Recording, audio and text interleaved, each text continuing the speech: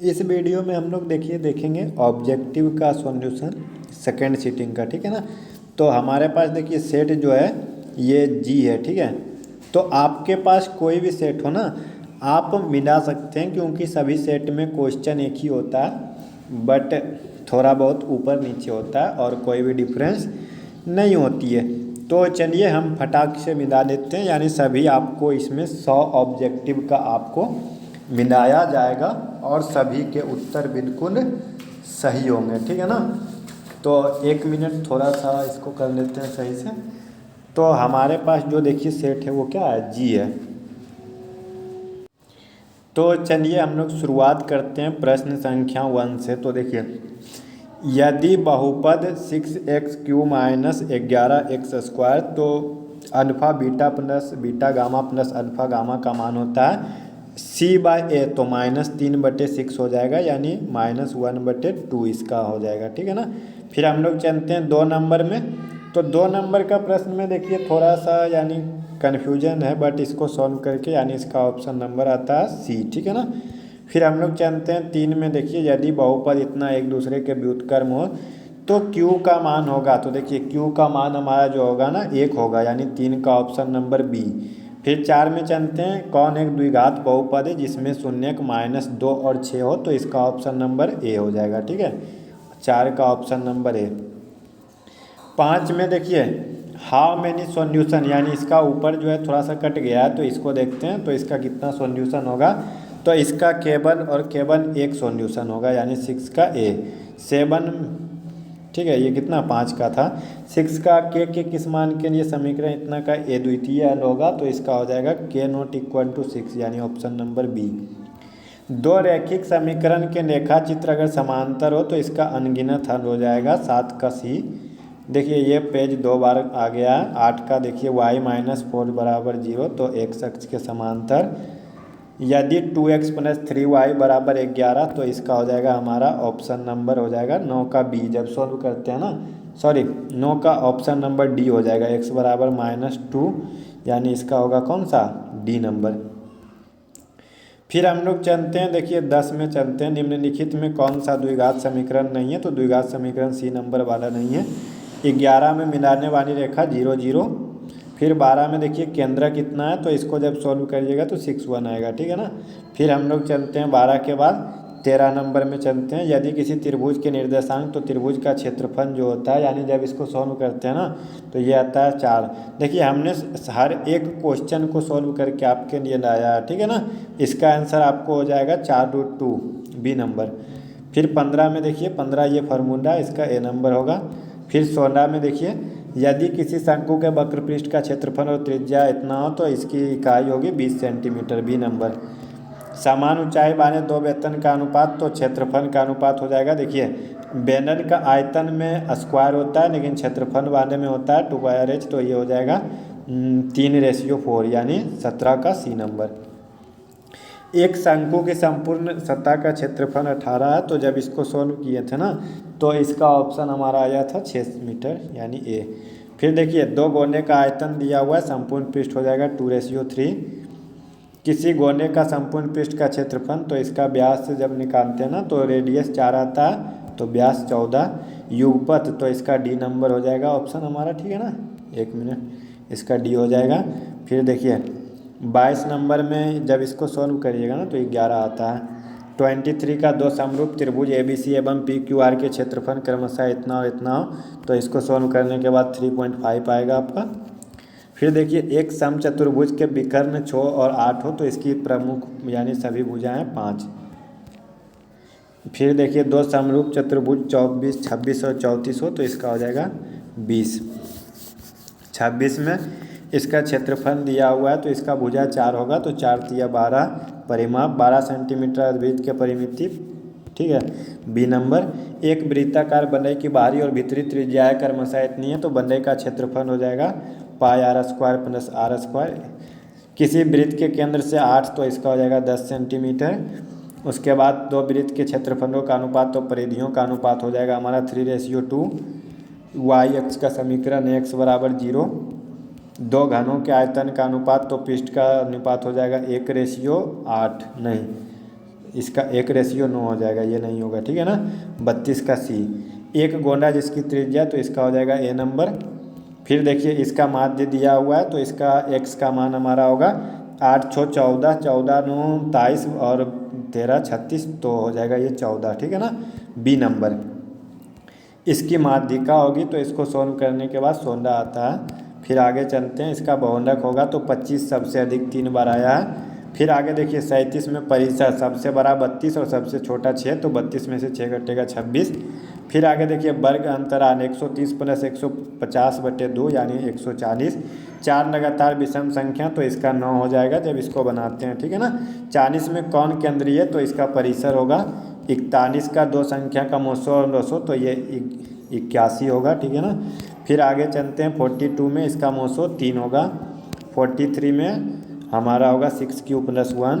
44 में प्रत्येक परिमेय संख्या होती है वास्तविक संख्या। फिर आगे चलते हैं हम लोग क्या, प्रश्न संख्या 45 में 22/7 है हमारा एक परिमेय संख्या। फिर आगे चलते हैं 46 में द्विघात बहुपद के शून्यकों की संख्या होती है 2। जितना घात रहेगा ना उतना ही होता है, कौन बहुपद नहीं है तो 1/x - 1। फिर देखिए px = gx, तो 3, तो इसमें 7 में से 3 घटेगा, तो ये हो जाएगा 4, क्योंकि डिवाइड में पावर घटता है। शून्यक -2 हो तो x + 2, ए अल्फा और बीटा हो तो इसका हो जाएगा 1/1 यानी ए, यानी बी नंबर, ठीक है ना। फिर आगे चलते हैं हम लोग क्या, 51 में यदि किसी बारंबारता सारणी का माध्य 27 एवं माध्यिका 33 हो तो बहुनक होगा 45। असंभव घटना होती है 0। PE किसी घटना की प्रायिकता हो तो इसका सी नंबर। फिर आगे चलते हैं 54 में जीतने का 0.4 तो हारने का 0.6। 2 सिक्के की युगपत उछाल में x विशेष नहीं आने की प्रायिकता 1/4। फिर आगे चलते हैं कौन सी घटना प्रायिकता नहीं हो सकती, 1.5, 1 से ज़्यादा नहीं हो सकता। वृत्त की कितनी उभयनिष्ठ होती है, 3। फिर आगे चलते हैं यदि x², इसको जब आप लोग सोल्व करिएगा ना तो 16 का रूट यानी 4 आएगा। फिर इसमें देखिए समांतर श्रेणी का 11 यानी 22 गुना, ठीक है, 242। यदि किसी अर्धगोले की त्रिज्या r हो तो उसका संपूर्ण पृष्ठ फॉर्मूला है ये 3πr²। 1000 चक्कर लगाने में, तो इसका देखिए इसको सॉल्व करने के बाद 14 मीटर आता है, ठीक है ना। cos 90 - थीटा फॉर्मूला है sin थीटा। थीटा = 45 डिग्री, तो इसको सॉल्व करते हैं ना तो ये आता है 0, ठीक है।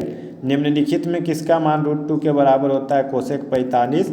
यदि कोस 32 डिग्री = x, तो निम्नलिखित में कौन सा, तो कोस में देखिए जैसे जैसे हम आगे बढ़ेंगे ना तो वैसे वैसे मान घटते जाता है, तो x जो है वो y से बड़ा है। थीटा = 45 डिग्री, तो जब इसको सॉल्व करते हैं ना तो इसको सॉल्व करने के बाद आपका 3 उत्तर आएगा, ठीक है।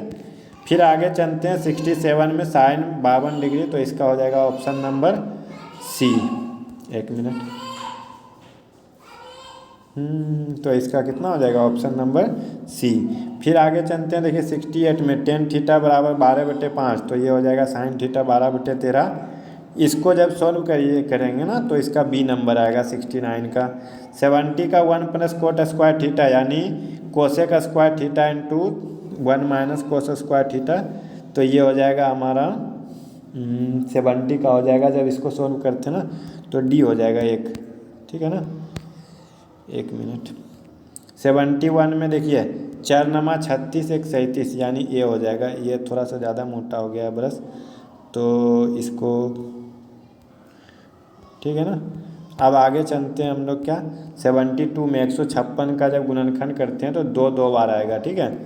तो देखिए इसमें क्या है ना, ऊपर छप गया इरेशनल नंबर यानी अपरिमेय संख्या नहीं है, तो ये 12/3 4 हो जाएगा। 4 का रूट 2 निकल जाता है। 21 यानी 74 का बी। 75 में कौन सी परिमेय संख्या है, बी नंबर। √100 का वर्गमूल 10 हो जाता है। किसका दशमलव प्रसार शांत है, 15/600 का। इसमें देखिए मोसो गुना 200/AB बराबर होता है 1 यानी AB, ठीक है ना। फिर आगे चलते हैं हम लोग 78 नंबर में, निम्नलिखित में कौन सा सहयुग्म है, 18 25। कौन सा यौगिक संख्या है, तो 21। कौन सा सह अभाज्य संख्या है, 31। फिर देखिए के किस मान के लिए समीकरण, तो +-4। फिर देखिए x - y = 6, जब इसको सॉल्व करिएगा ना तो इसका हमारा उत्तर आता है सॉल्व करने के बाद -3, ठीक है। द्विघात समीकरण के मूल होंगे, तो इसको सॉल्व करने के बाद हमारा उत्तर आया था 83 का -6 और 3। फिर आगे हम लोग चलते हैं 84 नंबर में। द्विघात समीकरण के मूलों की प्रकृति होती है अवास्तविक। कौन समांतर श्रेणी नहीं है, तो डी नंबर नहीं है, बाकी ए बी सी है। किस समांतर श्रेणी का सारवंतर होगा, -3, ठीक है। फिर चलते हैं कौन सा पद शून्य है, तो 8वां नंबर वाला ये शून्य आता है, तो ऑप्शन नंबर हो जाएगा बी। फिर 88 में चौथा पद 112, √112। 89 में इसको जब करते हैं ना तो ये हमारा होता है 3 क्रमागत पद है, जब इसको सॉल्व करते हैं ना तो इसका आता है हमारा बी, 4/3। फिर देखिए 90 नंबर में प्रथम पद है, तो इसका ये फार्मूला ये, ठीक है। अभी तक देखिए ये चौथा फार्मूला है, ठीक है ना। तो आपको 4, 5, 6 फार्मूला हमेशा होते हैं। ये 91 का C number cosec theta -cot theta. 92 में 1/√3 30 डिग्री का होता है। फिर 93 में जब इसे सॉल्व करते हैं ना तो ये हमारा वैल्यू आता है 1, ठीक है। तो इसका कितना हो जाएगा 1। 2 sin स्क्वायर 60 डिग्री, तो ऊपर में देखिए हमारा कितना 2 1 3 बच जाएगा, और नीचे में 3 में से 2 घटेगा तो यानी 1 बचेगा, यानी इसका आंसर हो जाएगा 3, ऑप्शन नंबर डी। यदि कोस अल्फा बीटा, तो ये फार्मूला होता है कोस 2 बीटा। बिंदु -2 5 का भुज है -2। फिर आगे चलते हैं हम लोग, एक अक्ष पर किसी बिंदु का y नियमक होता है 0। बिंदु 3 -4 किस में है, तो देखिए ± चतुर्थ में। फिर चलते हैं एक अक्ष से बिंदु की दूरी होती है तो 9 + 25 यानी कितना हो जाएगा 3 - यानी 9 और 25 तो हो जाएगा 34। ये हमको लग रहा है थोड़ा सा प्रश्न में एक्स अक्ष से, 1 मिनट देखिए, एक्स अक्ष से बिंदु की दूरी होती है तो हाँ इसका हो जाएगा 5, ठीक है ना, ऑप्शन नंबर ए। 100 में देखिए ये भी फार्मूला है √x² + y²। तो इस प्रकार से देखिए हमने क्या, कौन सा सेट, इस प्रकार से हमने अभी सेट जी का पूरा देखा है। तो मेरे पास 1-2 सेट और है, उसका भी हम सॉल्यूशन आपको अपलोड कर देंगे। लेकिन अभी तक आपने हमारे चैनल को सब्सक्राइब नहीं किया तो सब्सक्राइब करके बेल नोटिफिकेशन को प्रेस कर दें। मिलते हैं नेक्स्ट वीडियो में। धन्यवाद, जय हिंद।